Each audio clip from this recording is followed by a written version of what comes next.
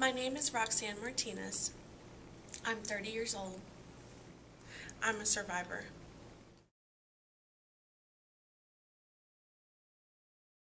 October being Breast Cancer Month last year, I made a donation to some sorority sisters who were participating in a Susan G. Komen event in Florida, which prompted me to do a self-exam where I actually found a very tiny, maybe marble-sized lump in my left breast.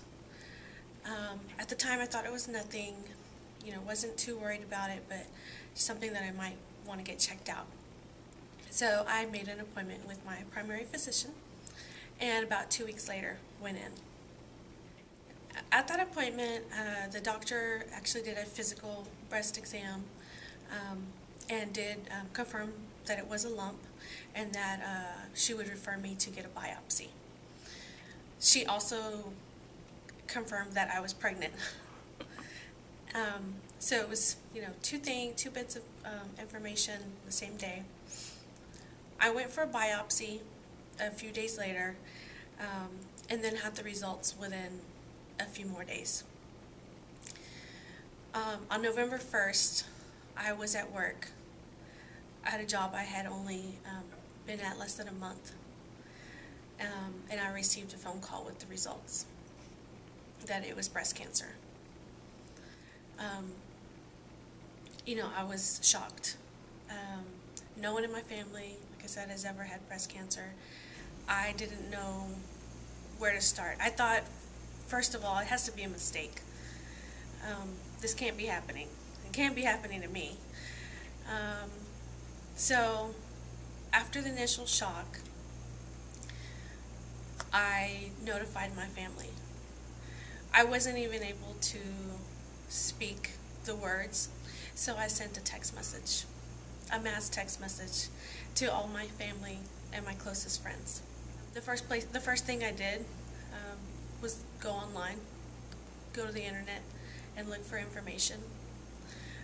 Of course, first site that came up was the Susan G. Komen website, and it was there that I found so much information about breast cancer. There was a special section for newly diagnosed.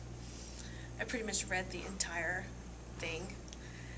3 days later, I actually had my first OB appointment, and then it was followed by my first oncologist appointment. Wow. So both appointments were the same day. Unfortunately, the OB appointment was first, and their initial reaction was uncertainty. So that was the first time that it actually crossed my mind that I might not be able to have this baby. Up until that point, I hadn't really thought about it. But it was also that day that I made up my mind that I was going to have this baby. And so my oncologist appointment followed my OB appointment that day. I've been very, very fortunate to have a great oncologist. Very first appointment, she met with my family and I, and just gave us a wealth of information. She also gave us a lot of hope. She told me that day that I could be treated for breast cancer and still keep my baby. Less than 2 weeks after that, I actually had my left mastectomy, and exactly a month later, I started chemo. I remember in the beginning, I wanted to keep this private and only share this with my family and closest friends. But at some point, I decided to send an email to my sorority sisters in Florida, who I'm very close to. And I sent that email right before my surgery.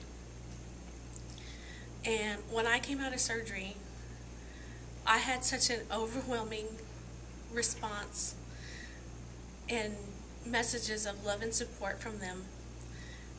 I was so uplifted after that. I thought, I can't possibly keep this to myself or just, with my closest family.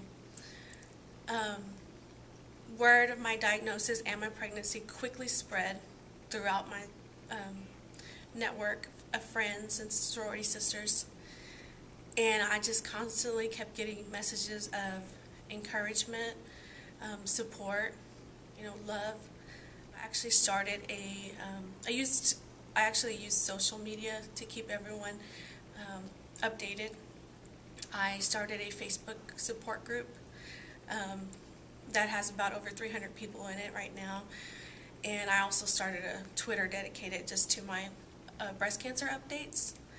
And through that, and of course through my closest family and friends here locally, I've just had a huge support network. I mean, it's included family, friends, sorority sisters, and other survivors.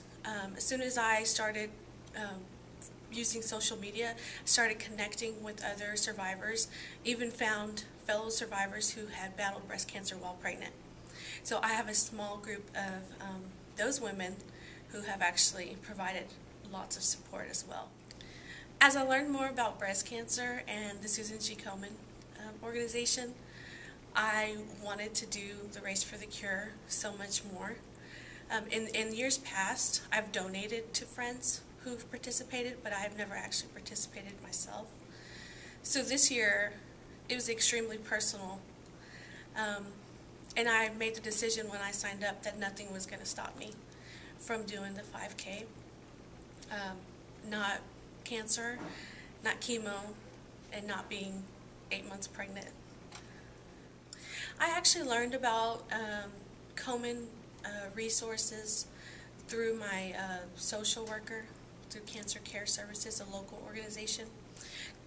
The Komen Greater Fort Worth office actually grants funds to that organization, and through those funds they actually help pay for some of my chemo medications. So my social worker was the one who actually informed me a little bit more about what Komen offered and what they did.